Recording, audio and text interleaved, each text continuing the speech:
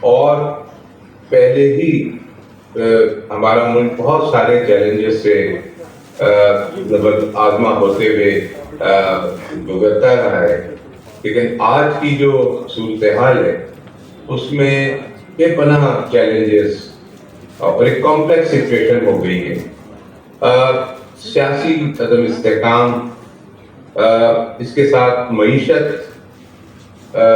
کے چیلنجز، اور پھر کانسٹیٹیوشنل اور جوڈیشل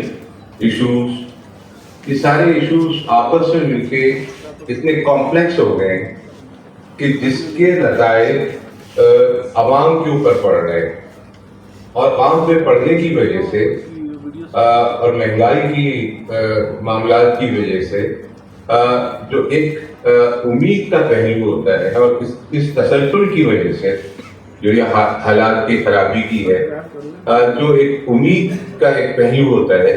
وہ بہت کمزور ہوتا چلا جا رہا ہے۔ آج میں